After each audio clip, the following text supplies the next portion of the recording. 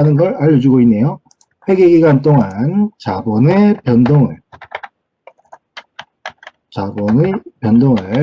자본의 구성 항목별로 구분하여 보여주는 회계보고서이고요. 자, 자본에 국한된 내용이기 때문에 이건 12장, 아니 10장, 우리가 다룰 마지막 장인 10장에서 나오겠죠, 그죠? 자, 잊어먹지 말고, 자, 주석도 재무제표의 일원이라고 하는 것 잊어먹으면 안 되죠, 그죠? 자, 앞서 네 가지들은 표 하나, 표 하나, 표 하나, 표 하나 이렇게 표 4개로 되어 있고, 주석은 약 50페이지에 걸쳐 방대한 정보들이 나와 있습니다. 자, 그리고 우리 교재 57페이지에 보면은, 자, 재무제표 작성 시 준수사항이라고 표현이 되어 있고, 조금 더 정확히 말하자면 재무제표 작성과 표시에 관한 일반 원칙이라고 이야기를 하면 됩니다. 자, 회계기준에서 별다르게 언급하지 않는다면은 아래의 내용들을 준수해주면 된다는 거죠. 그죠? 첫 번째가 재무제표의 공정한 표시와 원문 그대로라 하면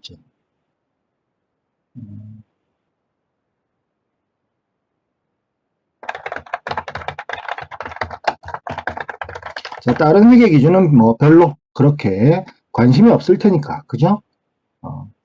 자, 뭐 우리의 대부분의 관심은 적어도 한국재택국제회계 기준을 적용할 만한 기업에 대해서 자, 이야기를 하는 거죠, 그죠? 자, 그래서 얼핏 보면은 공정하게 표시도 하고, 자, 한국재택국제회계 기준도 준수하라는 얘기 같지만 아니죠. 같은 걸 의미합니다. 자, 공정하게 표시한 재무제표란 한국재택국제회계 기준을 준수하여 자, 작성한 재무제표를 말한다라고 하는 거죠.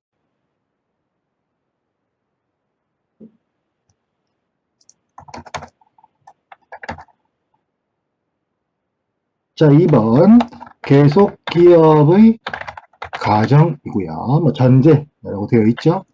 자, 계속기업의 가정은 자, 기업은 특별한 사유 반증이 없는 한 계속해서 영업활동을 수행해 나갈 것이라는 가정이 되겠습니다. 자,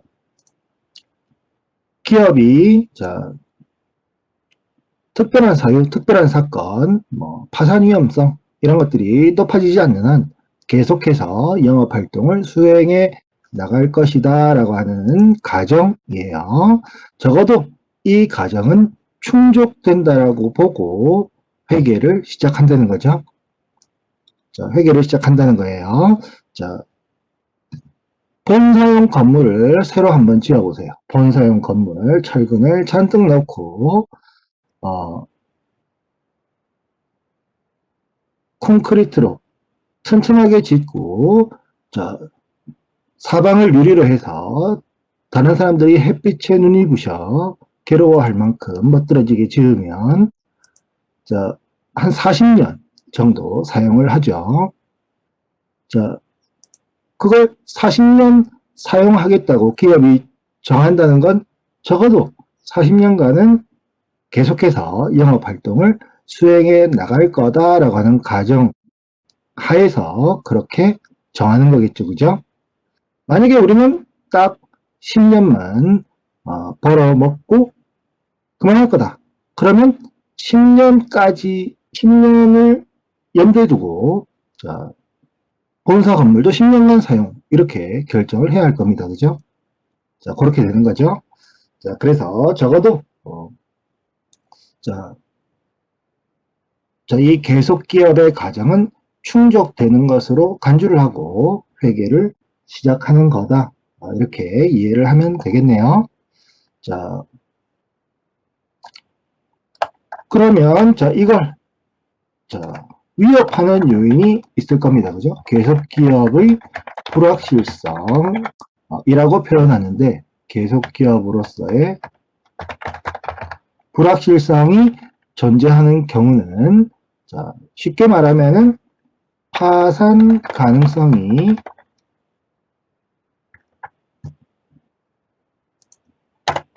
높다는 얘기와 똑같은 얘기죠. 불확실성. 자, 계속기업으로서의 불확실성이 있다. 즉, 파산 가능성이 있다는 얘기가 되는 거예요. 화살표는 할 필요가 없겠네. 자, 그렇다면 회계는 완전히 달라지게 되죠. 자, 그런 파산 가능성이 높아지기 전까지는 적어도 계속기업이 충족하는 것으로 보면 되겠습니다. 자, 세 번째, 자, 발생기준 회계. 자, 회계 기록을 언제를 기준으로 할 거냐, 자산, 부채, 수익, 비용 기록하는 것을 언제로 기준으로 할 거냐라고 해서 회계는 선택지가 딱 두 가지였습니다. 발생 기준과 현금 기준이에요. 자, 발생 기준과 현금 기준 중, 자, 자산, 부채, 수익, 비용을 언제로 기준으로 삼을까? 자, 회계는 현금 기준으로 할 수가 없었기 때문에 발생 기준을 선택을 했어요. 자, 대표적으로 뭐 매출이라고 하는 걸 생각해 보죠. 매출. 자, 오늘 상대방에게 물건을 건넸더니 상대방이 순순히 물건을 받아들고 다음 결제일에 입금될 겁니다. 이러고 가네요. 자, 그러면 물건을 건네줬습니다. 자, 현금 기준을 따를 경우, 자, 현금을 받는 시점에 수익을 기록해야 되겠죠. 그죠? 자, 올해 받으면 올해의 수익, 내년에 받으면 내년의 수익, 3년 뒤에 받으면 3년 뒤의 수익, 10년 뒤에 받으면 10년 뒤의 수익으로 기록해야 하는 것이 현금 기준이에요. 자, 이건 말이 안 되죠. 그죠? 자, 내가 물건을 팔았다라고 하는 건 내가 상대방에게 물건을 건넸을 때 상대방이 순순히 받아들고 갔다는 거죠. 자, 그래서 자, 현금 기준으로는 도저히 올바른 정보를 제공할 수가 없다고 판단해서 회계에서는 수익과 비용, 자산과 부채를 기록하는 시점을 발생한 때로 정했습니다. 선택지가 둘이에요. 현금 기준으로 할래? 발생한 때를 기준으로 할래? 그래서 회계는 발생한 때를 기준으로 하고, 자, 거기 있는 것처럼 현금 흐름표라고 하는, 우리가 아직 본 적은 없지만 이를 제외한 모든 재무제표는 자, 발생 기준으로 작성하여야 합니다. 현금 흐름표만 현금 기준으로 작성되는 표예요. 4번, 자, 중요성과 통합표시.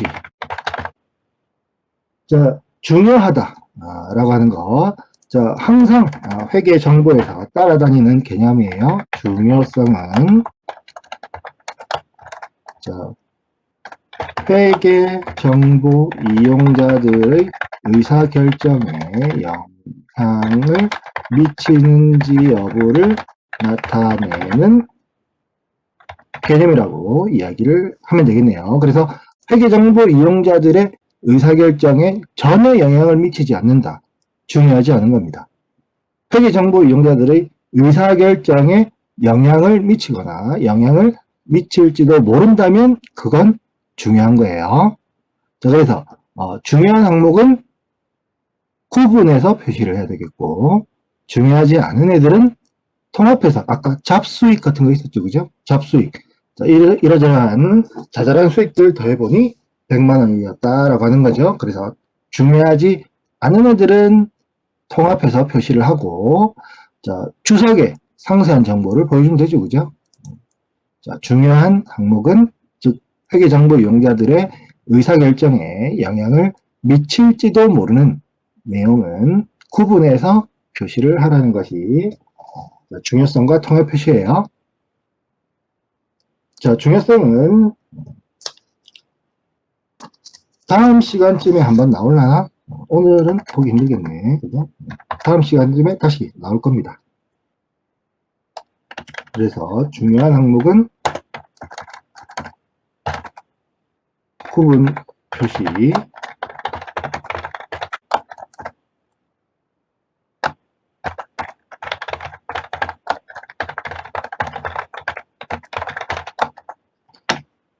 자, 그 다음 상계금지.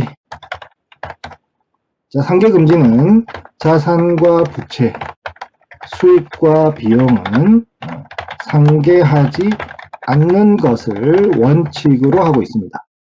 자, 고객에게 물건을 팔면 매출이라는 수익을 기록하게 되는데, 자, 매출은 총액이에요. 총 받기로 한 금액. 자, 물건을 팔았으면, 자, 물건이 하나 사라지네요. 그죠? 물건이 하나 고객에게 건네짐으로써 물건이 하나 줄어들죠? 그 줄어드는 물건은 매출 원가라는 비용으로 대응을 시킵니다. 둘을 상계에서 상품 매매 차익으로 나타내지 않아요. 자, 수익은 매출 따로, 비용은 매출 원가 따로, 이렇게 따로따로 보고하는 것이 원칙입니다.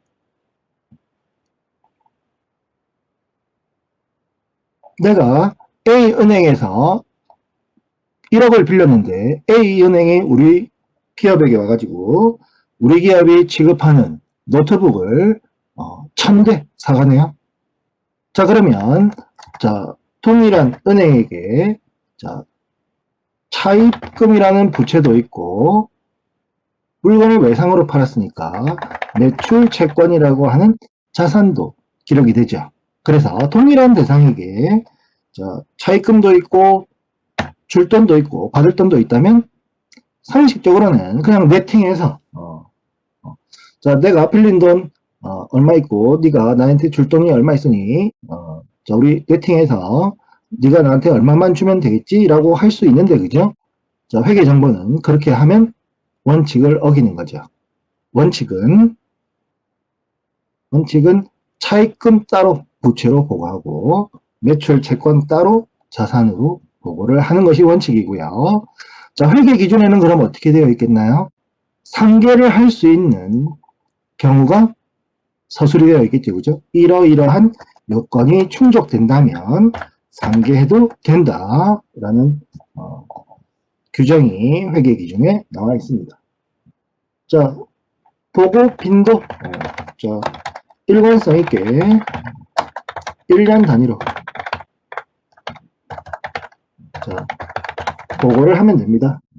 자, 뭐 반기 재무제표, 분기 재무제표도 만들지만 자, 가장 기본이 회계기간에 맞춘 1년 단위의 회계보고서인 거죠. 그죠? 자, 우리 교재에 보면은 1년을 초과하는 경우는 없습니다. 없다고 보면 돼요. 1년을 미달하는 경우는 있죠. 미달하는 경우는 회계기간을 변경할 수 있어요. 변경. 그래서 회계기간을 변경하게 되면은 분명히 한 회계기간은 1년이 미달되겠죠. 그죠? 그런 경우에는 다른 애들은 다 1년짜리고 이번 거는 1년이 아니다. 따라서 완벽하게 비교 가능하지 않다는 사실을 명시를 해야 될 건데, 그런 경우는 매우 예외적인 경우니까. 그죠? 자, 원칙적인 내용만 잘 알면 되겠습니다. 자, 비교 재무제표. 자, 이전 연도와 이전 회계기간과 비교하는 형식으로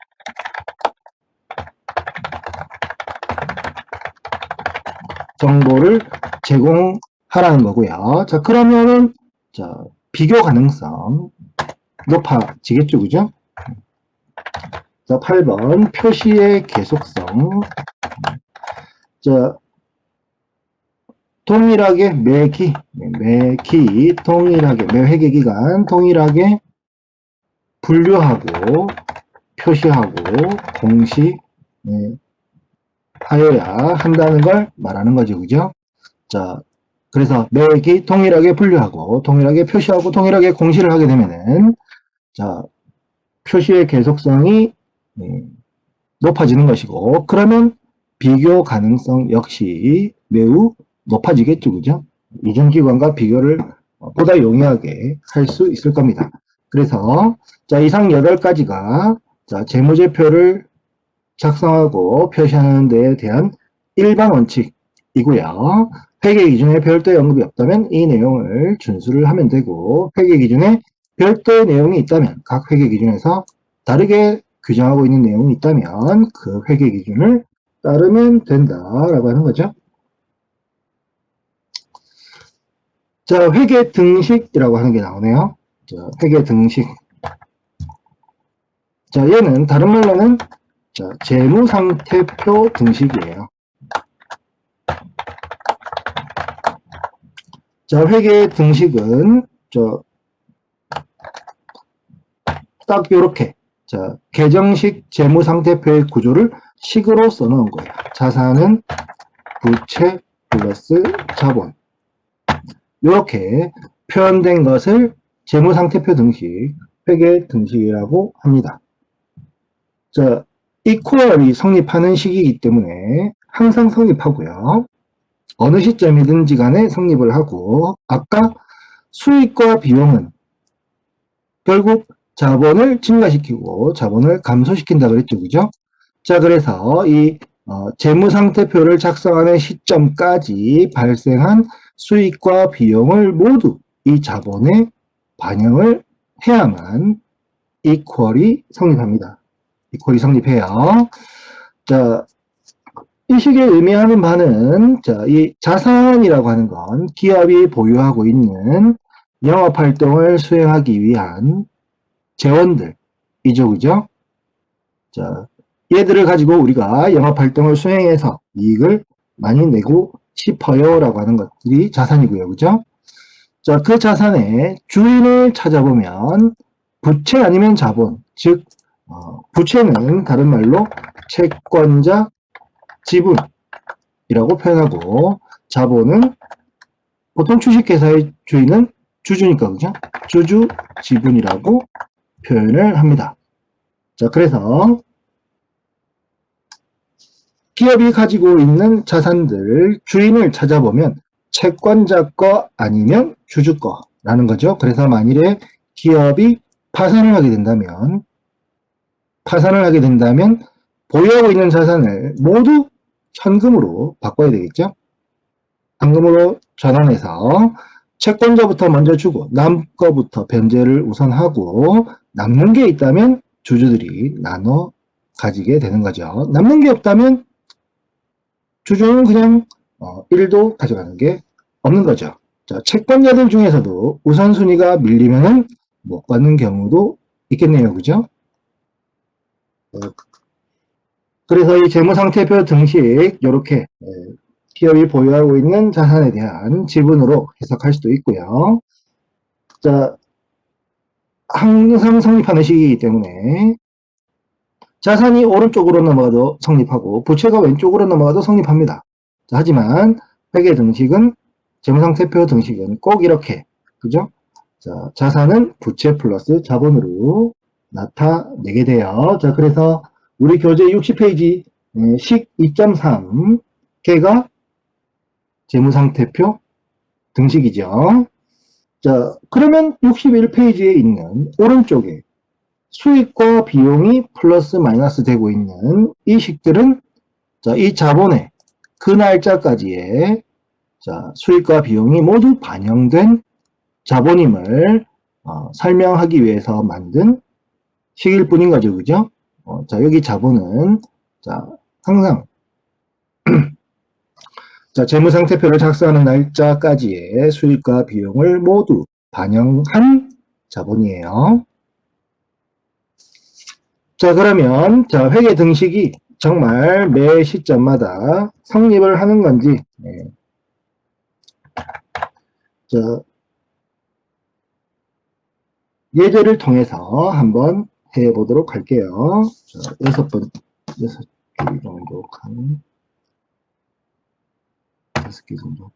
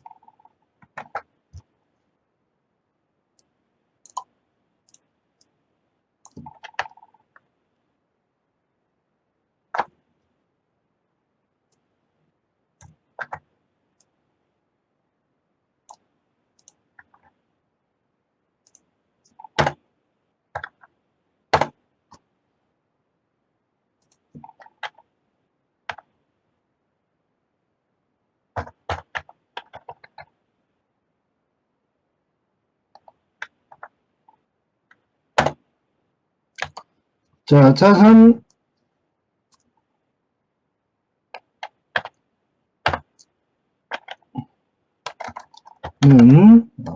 부채 플러스 자본이라 그랬죠, 그죠?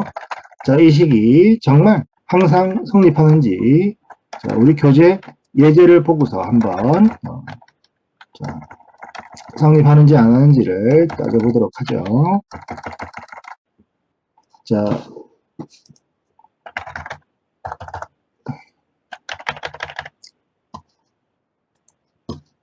자, 예제 2-3이에요.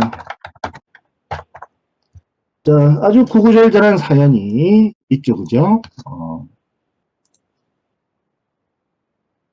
자, 아주 구구절절한 사연이 있는데, 자, 이 사연이 필요한 것은, 아니고요.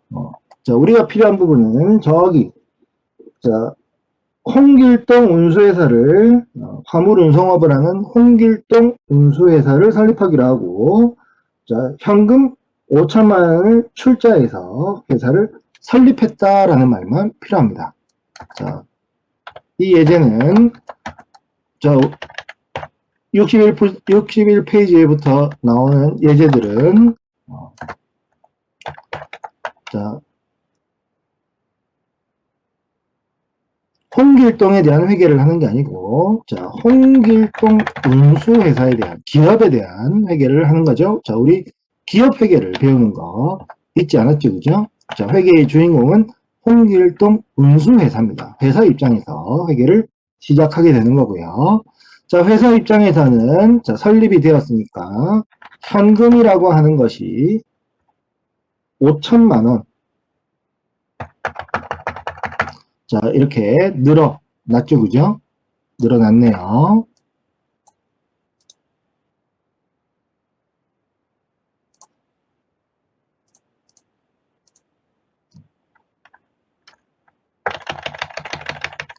자, 현금이 5천만 원 늘어났고요.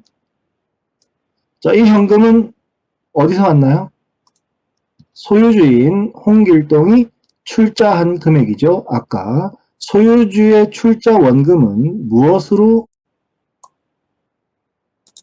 기록한다고 했죠? 기억이 나야 되죠? 소유주의 출자 원금은 자본금으로 기록한다 그랬어요. 그죠? 자본금. 자, 그래서 자본금으로 자, 5천만 원을 기록해주면, 자, 성립하네요. 그죠? 자, 오른쪽과 왼쪽이, 금액이 같죠. 그죠?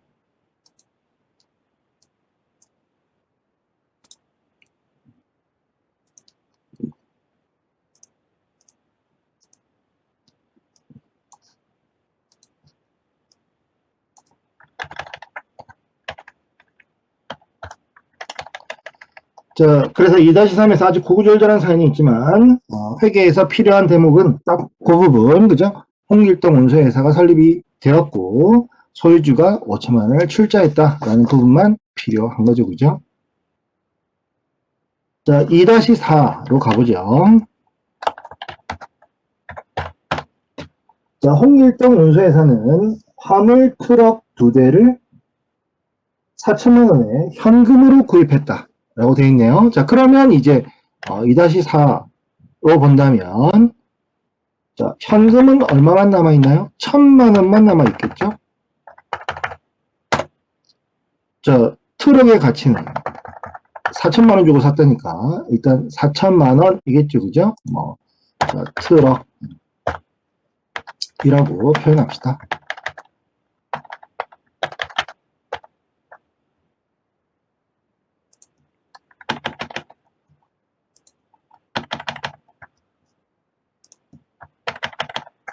자, 그래서 2-4의 경우 자, 자산의 내역이 바뀌네요. 그죠? 현금 1천만 원, 트럭 4천만 원. 자, 소유주가 출자를 철회했다. 이런 얘기는 없었죠. 그죠? 그런 얘기는 전혀 없었죠. 소유주가 추가로 출자했다는 얘기도 없었습니다. 그래서 자, 부채는 전혀 없고요. 자, 자본 항목은 그대로 자본금 5천만 원이 그대로 남아있게 되는 거죠.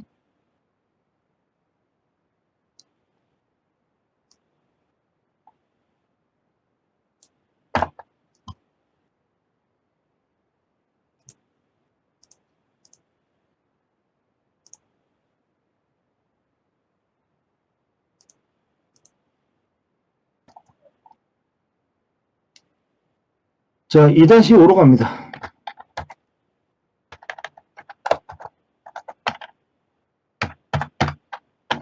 자, 2-5, 1월 12일 홍길동 운수회사는 사업자금이 부족해서 은행으로부터 3천만 원의 대출을 받았다라고 되어 있죠.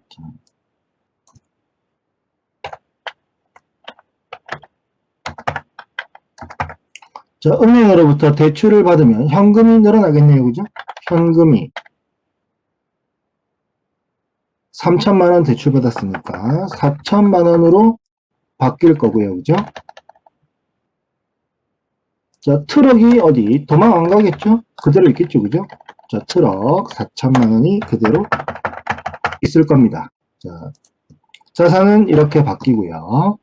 자, 부채는 이제 생겨났죠. 그죠? 부채가 생겨났죠. 은행에게 갚아야 할 의무가 있습니다. 그죠? 자, 그래서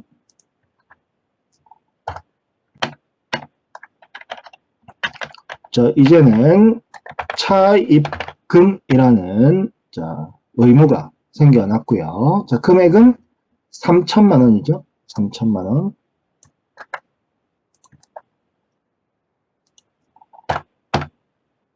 자, 소유주가 출자, 추가로 출자했다거나, 출자를 철회했다거나, 뺏어갔다거나 하는 얘기는 전혀 없죠. 그죠? 자, 그래서 자본금은 역시나 그대로 있게 됩니다. 역시 성립하죠. 그죠? 성립한다는 걸 볼 수 있습니다. 자, 예제 2-6으로 가보죠. 자, 2-6. 자, 2020년 1월 동안 홍길동 운수회사가 운반하여 주고 받은 운송 수익의 총액은 1,000만 원. 자, 교재에서는 포괄손익 계산서를 별도로 만들지 않지만, 자, 만들어 보죠,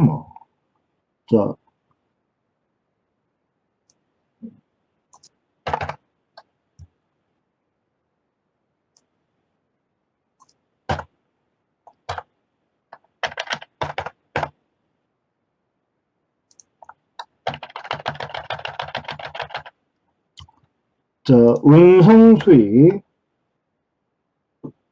총액은 1,000만 원이다. 자, 운송 수익 1,000만 원이고요. 자,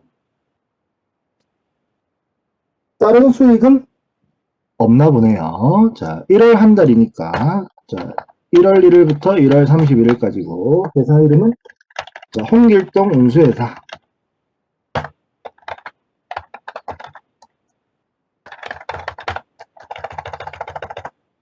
자, 이렇게 바꿔야 되겠네요. 자, 수익은 하나뿐이고, 자, 비용은 운전기사 2명의 급여 400만원. 자, 그리고 휘발유 값과 잡비 100만원씩, 그죠? 휘발유 값, 유류비. 그리고 잡비.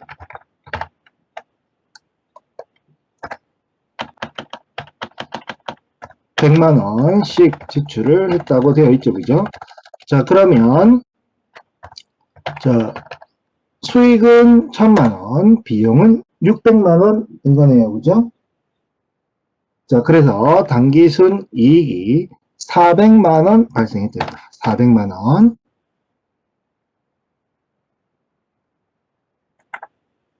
400만원 발생했대죠.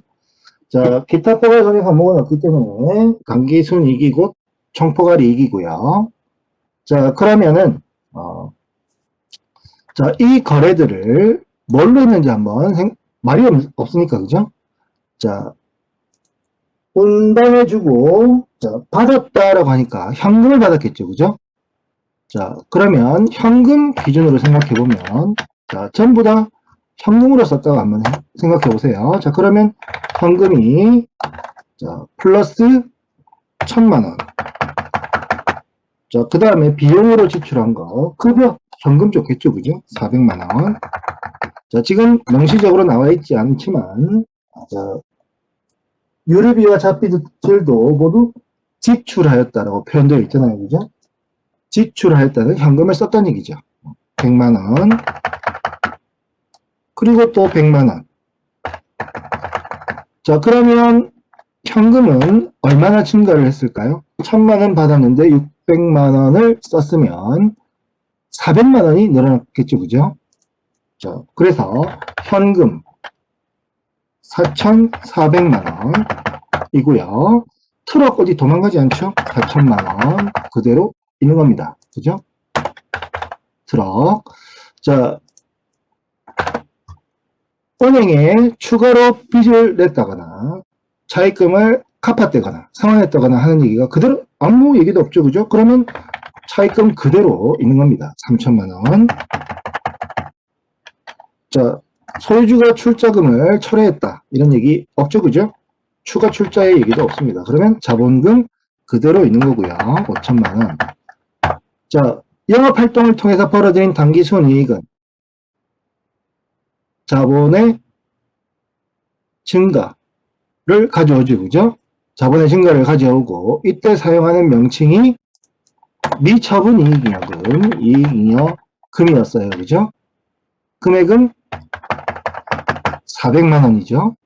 400만원. 자, 그래서 이익잉여금이라고 하는 것을 이렇게, 자, 자본의, 자, 당기순이익만큼 늘려줘야, 자, 여기 양쪽이 동일해지는 거죠. 이퀄이 성립하는 겁니다. 더해주지 않으면 이퀄이 성립 안 하는 거죠. 그죠? 자, 그래서 차변 쪽에 왼쪽에 자산 총계도 8,400만원, 부채와 자본 총계도 8,400만원이 되는 거죠. 자, 회계는 홍일성 운수회사에 대해서 하는 거다라는 얘기가 자, 62페이지 예제 2-4 위에도 있어요. 그죠? 2-4 위에도 그런 내용이 있습니다. 자, 65페이지에 보면 역시나 자, 우리 교재 1월 31일 재무상태 자, 박스로 나타낸 거 보면 자, 현금 4,400, 화물트럭 4천만원, 은행 차입금 3천만원, 자본금 5천만원까지는 나하고 똑같죠. 그죠? 자, 우리 교재는 거기 자본 밑에 당기순이익 400만원이라고 표현했지만 자, 정확히 표현하면은 당기순이익이라고 쓰면 안 된다 그랬죠. 그죠? 자, 우리 교재는 아마 처음이라서 뒤에는 그렇게 안 되어 있어요. 그래서 처음이라서 그 금액만큼 여기에 더해져야 된다라고 하는 걸 강조하다 보니까 그죠? 자, 그렇게 표현된 것일 뿐, 뭐 몰라서 그렇게 하신 건 아닌 것 같아요. 그럴 리가 없겠죠, 그죠? 자, 뭐 이익잉여금 혹은 미처분 이익잉여금으로 나타내야 하는 거죠.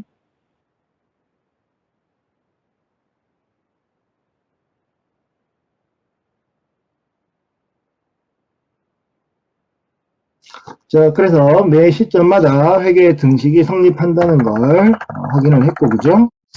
자, 마지막 이제 이론적인 얘기가 조금 나오네요. 자, 간단히 하면 되겠죠?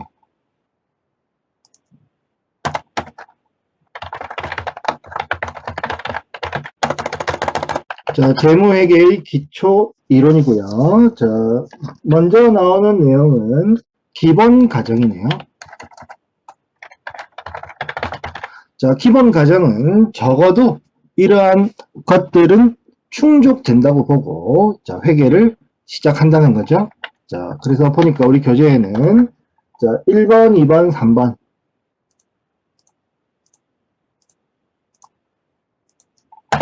자, 소개가 되어 있네요. 자, 1번, 2번, 3번. 자, 1번. 자, 계속 기업의 가정.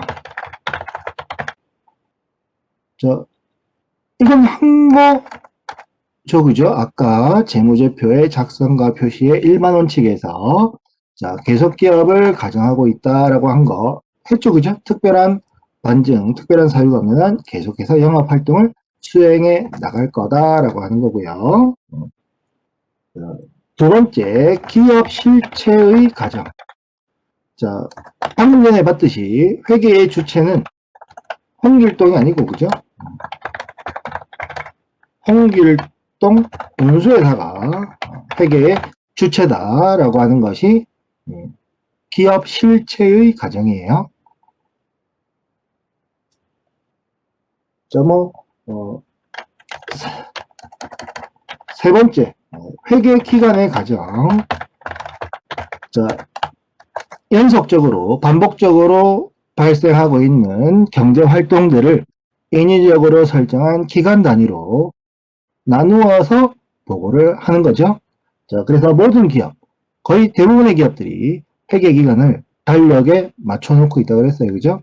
자, 1월 1일부터 12월 31일까지로 거의 대부분, 한 90% 이상이, 자, 그렇게 회계 기간을 정하고 있고, 자, 일부 기업, 업종의 특성상, 자, 2월 28일이 끝나는 날인 기업도 있고, 자, 3월 31일이 끝나는 날인 기업도 있고, 천차만별이죠. 정하기 나름입니다.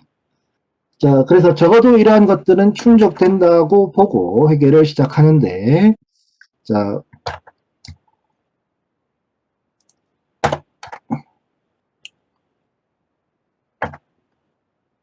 우리가, 그죠? 회계 기준이 다르다면 한국채택국제회계 기준의 내용을 이야기를 한다 그랬죠. 그죠? 한국채택국제회계 기준과 관련된 내용을 얘기를 한다 그랬어요. 그죠? 자, 한국채택국제회계 기준에서는, 자, 계속기업의 가정만 언급을 하고 있습니다. 나머지는 2번은 한국채택국제회계 기준 취지에 맞지 않아서 배제 빠진 거고요. 3번은 너무 당연해서 말을 안 하는 겁니다. 그래서 자, 2번, 3번은 옛날에 있던 가정이라는 거죠. 지금 현재 한국채택국제회계 기준에서는 1번만 남아 있습니다.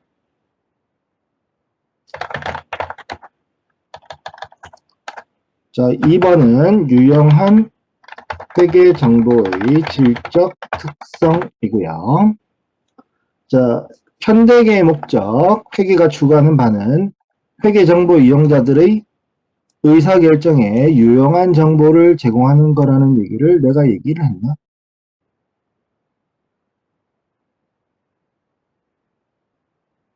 안 했네?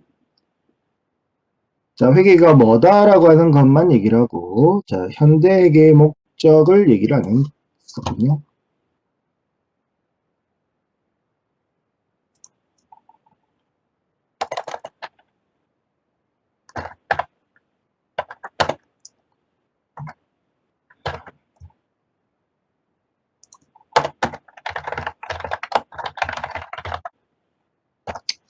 자, 현대회계 목적 내가 얘기 안 했나요? 혹시 어디 다른 데서 했나?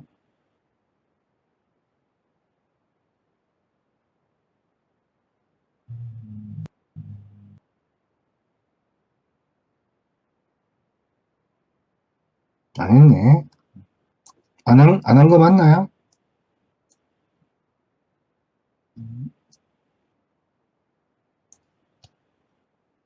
그래, 고마워.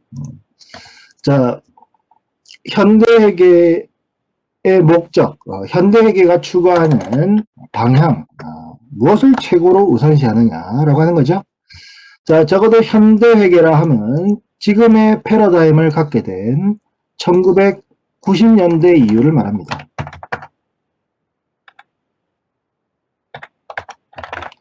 자, 지금의 패러다임을 갖게 된 1990년대 이후를 현대회계라고 봐요.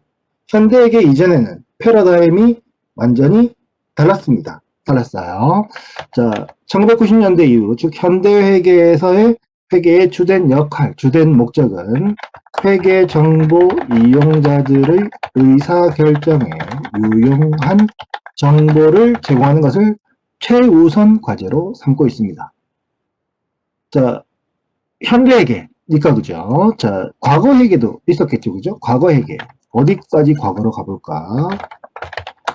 자, 중세 한번 살짝 그죠? 한번 간단히 생각해 보면은 자, 중세 시대 자, 특정 땅덩어리를 영주가 왕처럼 거느리고 있고 그죠? 자, 그 영주 그 영토 안에는 영주에 소속된 귀속된 사람들이 있었고 그죠? 영주님을 잘 모시고 뭐 그런 시대였어요 그죠? 자, 그런 중세 시대에 회계가 있었겠죠 당연히. 역할은 재력가의 재산 관리가 주된 영주님의 재산 관리가 주된 기능이었겠죠 그죠? 자, 출납 이런 것들 잘 관리하고 그죠?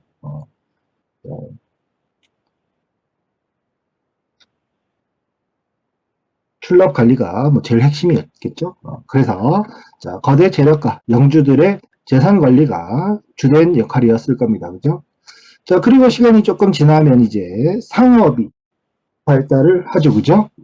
상업이 발달을 하고 상업이 발달하는 시기에 회계의 역할은 상업 활동을 통해서 얼마나 많이 벌었느냐 성과 측정이 주된 기능이었을 겁니다. 그죠? 주된 목적이었을 거예요. 자, 그래서 자, 옛날부터 자, 재산관리 성과 측정 기능은 쭉 있어 왔습니다.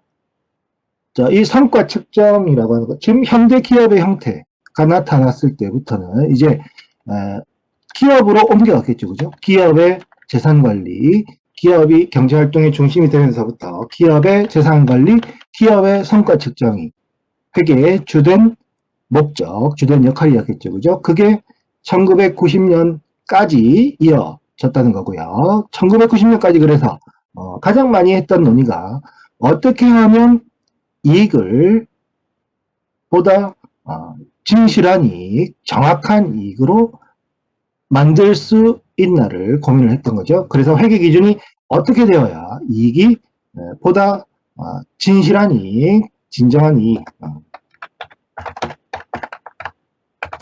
에 가까워진다. 이렇게 해야 된다, 저렇게 해야 된다.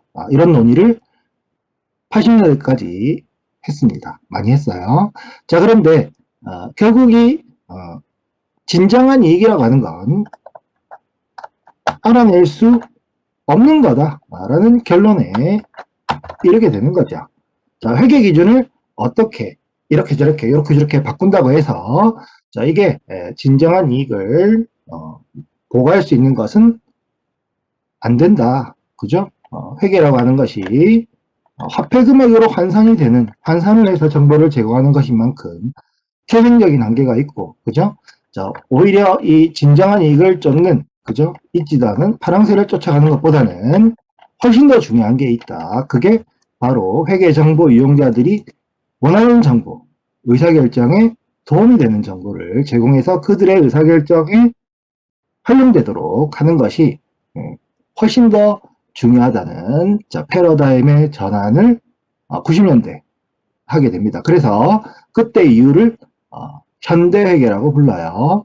자, 회계정보 이용자들의 의사결정에 유용한 정보를 제공하게 되면 결국 자, 이러한 노력을 이제 최우선 과제로 삼은 거죠. 회계 분야는 최우선 과제로 삼고 자, 이를 위해서 계속 노력을 하는 거죠. 자, 그러다 보면 자, 부수적으로 얻는 효과가 있습니다. 자, 의사결정에 더욱더 도움이 되는 정보를 제공하면 제공할수록 자, 의사결정, 회계정보 이용자들의 의사결정의 질이 높아질 수밖에 없고요. 그죠? 자, 그렇다는 얘기는 결국 자, 한정된 사회적 자원이 효율적으로 배분되는 데 기여를 하게 되는 거죠. 자, 기여를 하게 되는 겁니다. 자, 사회적 자원이 효율적으로 배분되는 것을 최우선 과제로 삼는 건 아닙니다. 자, 오해하면 안 돼요. 자, 현대회계의 목적은 회계정보 이용자들의 의사결정에 도움이 되는 유용한 정보를 제공하는 것을 최우선 과제로 삼게 되었어요.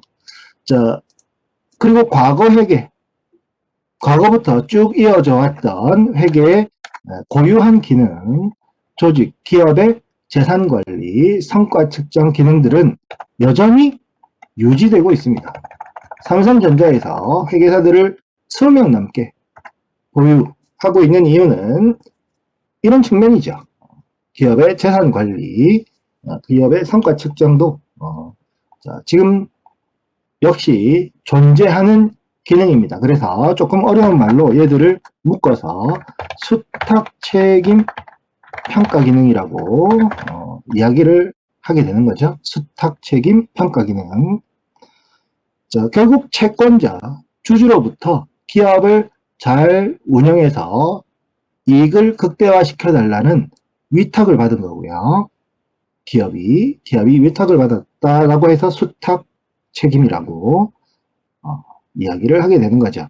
자, 그래서 밑에 말한 이 기능도 당연히 현재 존재하는 기능이긴 하지만 현대회계가 최우선 과제로 삼는 것은 자, 여기 나와 있는 것 중에 제일 중요한 건 회계정보 이용자들의 의사결정에 유용한 정보를 제공하는 것이 현대회계의 주된 목적이에요. 자, 그렇게 이해를 하면 되고요.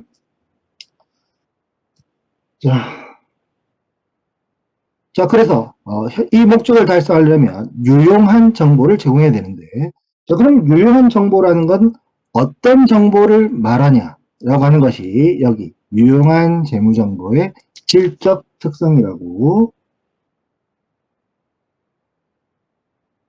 나와 있는 거죠. 자, 유용한 재무정보의 질적 특성은 우리 교재의 내용이 이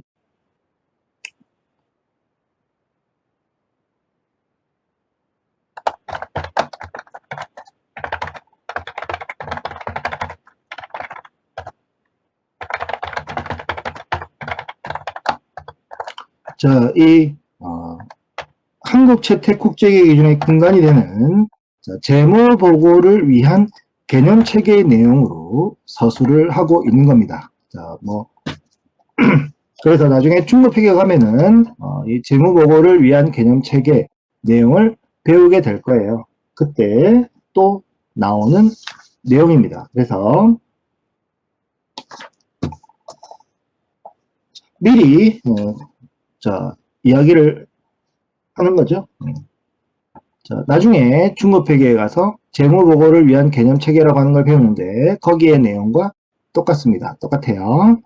자, 유용한 재무정보는 매우 중요한 특성, 질적 특성, 근본적 질적 특성과 매우 중요하진 않지만 그래도 근본적인 질적 특성들을 높일 만큼 높였다면 이제는 더 높이면 좋은 고강적 질적 특성을 이야기를 하고 있습니다.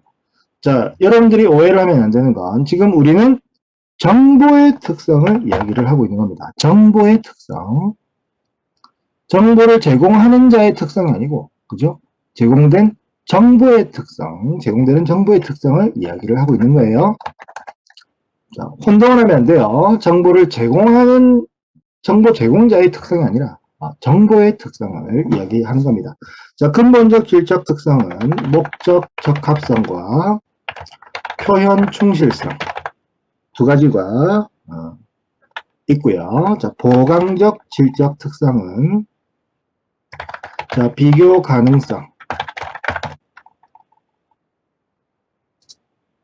검증 가능성, 적시성, 이해 가능성. 자, 이렇게 네 가지 제시가 되어 있습니다. 그래서 근본적 질적 특성은 높일 수 있을 만큼 높이고, 그죠? 높일 수 있을 만큼 높였다면 이제 보강적 질적 특성을 높이는 건 어떨까요? 라고 하는 흐름인 거죠. 자, 근본적 질적 특성부터 먼저 이야기를 하면은, 자, 첫 번째, 목적 적합성. 자, 이런 말은 우리가 일상생활에서 쓰지 않죠. 그죠? 표현이 충실하다는 말은 느낌이, 감이 올 텐데, 목적 적합하다라고 하는 건 조금 느낌이 안 올 수 있습니다. 자, 그렇다면 앞에 의사결정이라는 말을 넣어보면 조금 더 잘 와닿을 수 있어요. 자, 의사결정 목적에 적합한 정보여야 한다라고 하는 거죠.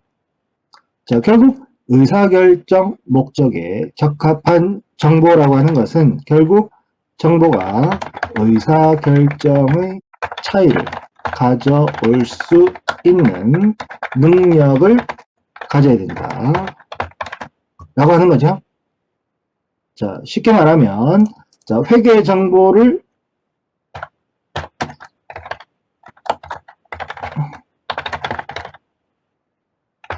자, 이용한 의사결정과 자, 회계 정보를 이용하지 않은 의사결정이 다르다면, 자, 요들이 다르다면, 결국 이 정보, 회계 정보는 의사결정의 차이를 가져올 수 있는 능력을 가지고 있는 거죠. 그죠? 자, 그러면, 해당 정보는 의사결정의 차이를 가져올 수 있는 목적 적합한 정보가 되는 거죠. 자, 그래서 목적 적합성은 의사결정 목적에 적합한 정보여야 된다. 즉, 해당 정보가 의사결정의 차이를 가져올 수 있는 능력을 가져야 한다는 걸 말하고 있습니다. 자, 그러면 목적 적합하다라고 얘기를 하려면 자, 하부 속성이 있다는 거죠. 자, 첫 번째가 예측 가치. 자, 의사결정이라는 건 결국 미래 예측을 토대로 이루어지는 행위죠. 그러다 보니까 자, 미래를 예측하는데 표현이 돼야 되는 정보여야 한다는 거죠. 자, 두 번째, 확인 가치라고 하는 게 있습니다.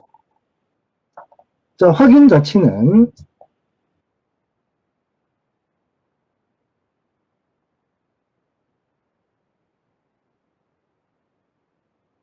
자, 자기의 의사결정의 결과가 언젠가는 나오겠죠. 그죠? 확인할 수 있겠죠.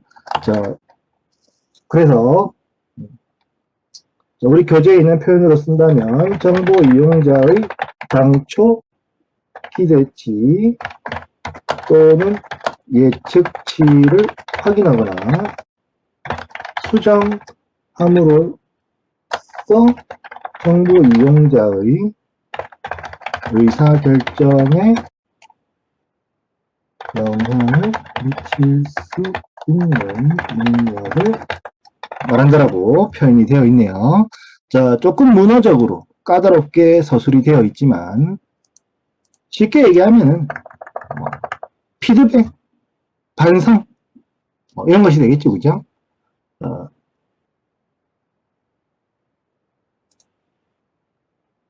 뭘 못하는 거야? 수정함으로써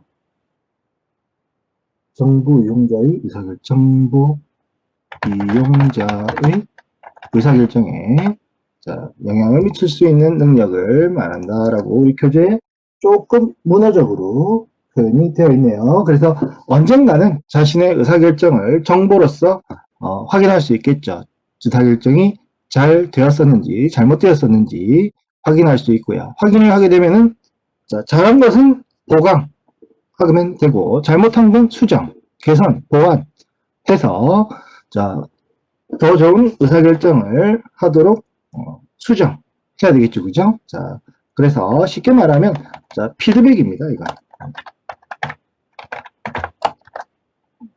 그래서 확인 가치 과거에는 피드백 가치라고 하는 국적 불명의 표현 쓴 적이 있죠.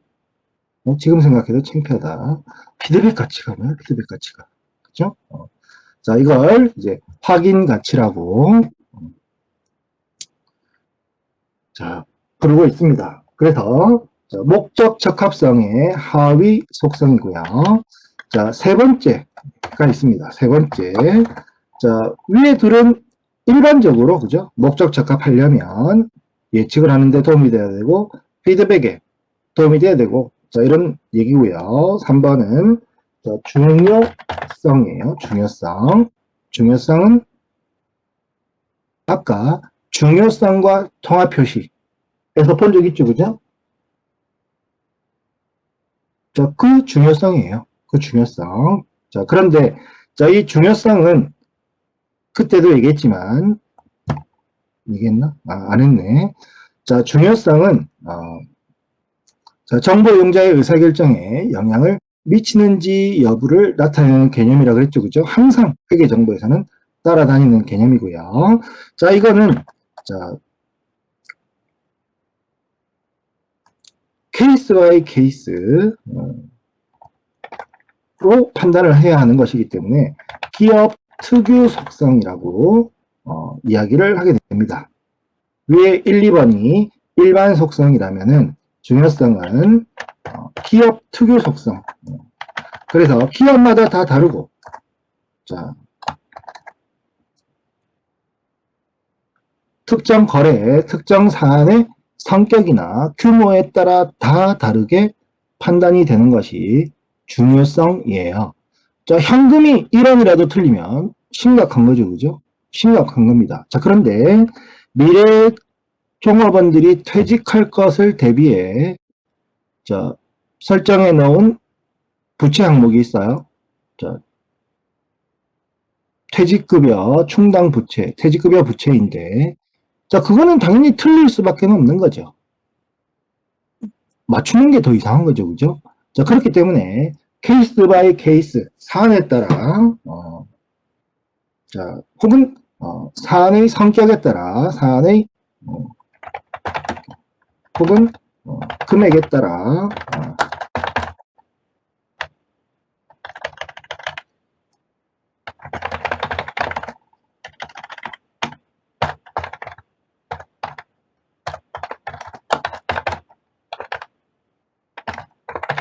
달리 판단을 해야 합니다. 그렇기 때문에 얘를 조금 어려운 말로는 기업 특유 속성이라고, 기업마다 다 다르고 기업 내에서도 어떤 사안이냐에 따라 다 다르게 적용되는 그런 개념이 중요성의 개념이에요. 자, 그래서 의사결정에 영향을 미치는지 여부를 나타내는 개념이고, 자, 이게 기업마다 케이스 바이 케이스로 전부 다르게 판단을 해야 되기 때문에 획일적인 기준이 없다는 거죠. 획일적인 기준이, 명시적인 기준이 없습니다. 없어요. 자, 이 중요성도 우리 책에는, 우리 교재에는 안 보이는 것 같네요. 그죠? 있는 내용이에요. 있는 내용이니까. 자, 나를 믿으세요. 자, 우리 저자분들이 100에 올리다 보니까 조금, 뺀 것 뿐이죠. 뺀 거예요. 자, 두 번째. 자, 충실한 표현. 혹은 표현 충실성. 이라고 하는 것이, 자, 두 번째 근본적인 질적 특성입니다. 자, 얘는 감효주, 그죠? 자, 충실하게 표현을 해달라는 거겠구나, 라고 하는 거죠, 그죠? 자, 충실하게 표현됐다. 자, 있는 그대로 오류 없이 완전하게 자, 제공을 해주면 충실하게 표현되었다라고 하는 거죠, 그죠? 역시나 표현이 충실하다라고 얘기를 하려면 세 가지 하부 속성을 스페이스만 왜 있는지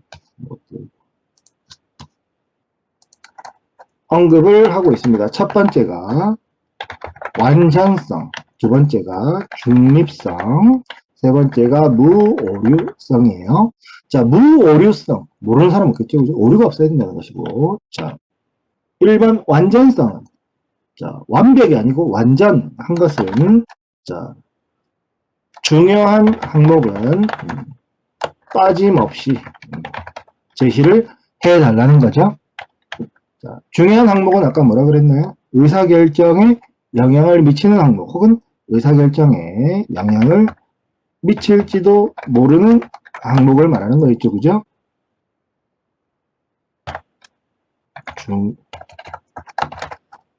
중요한 항목은 빠짐없이 빼먹지 말고 다 제시를 해달라라고 하는 것이 완전성이고요. 자, 중립성은 서술을 함에 있어 자, 중립적인 관점에서 서술을 해달라는 거죠. 뭐 기업에게 유리한 거라고 크게 뭐 부각시키거나 뭐 기업에게 불리한 거라고 축소시키지 말고 자, 중립적인 관점에서 서술을 해달라라고 하는 것이 중립성이에요. 중립성. 자, 무오류성은 뭐 오류가 없어야 된다는 것이고 무슨 소개팅 얘기가 있어? 자, 그래서 이 세 가지 요건을 충족하면은 표현의 충실성 높일 수 있게 되는 거죠. 자, 여기서 끊읍시다. 힘들어.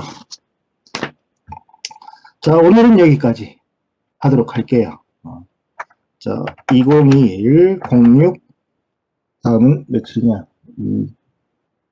8 28. 자, 네 번째 시간이 되겠죠, 그죠?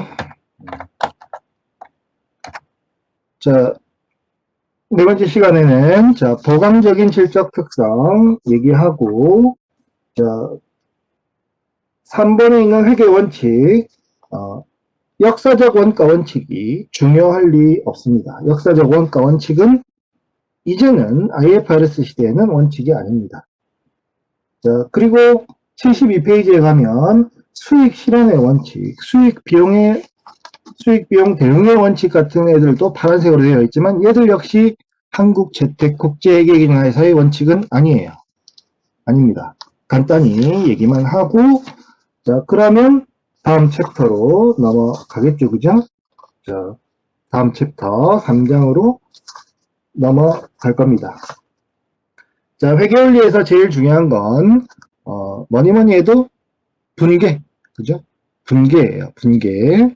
자, 일단 분계부터 해놓고 생각을 하는 겁니다. 이 분계가 맞나부터 해서 이 분계가 의미하는 바가 뭔가.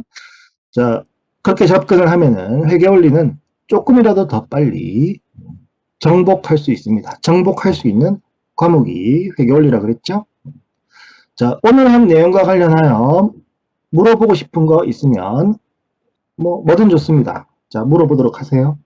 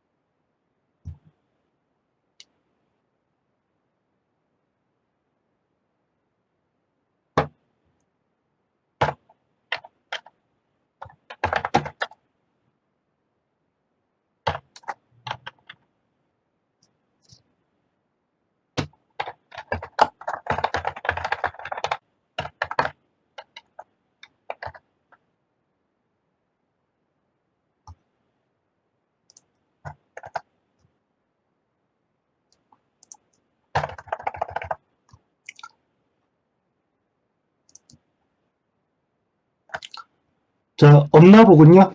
자, 그러면 자, 오늘은 여기까지 하도록 하겠습니다. 모두 수고 많았습니다. 자, 다음 시간에 만나요.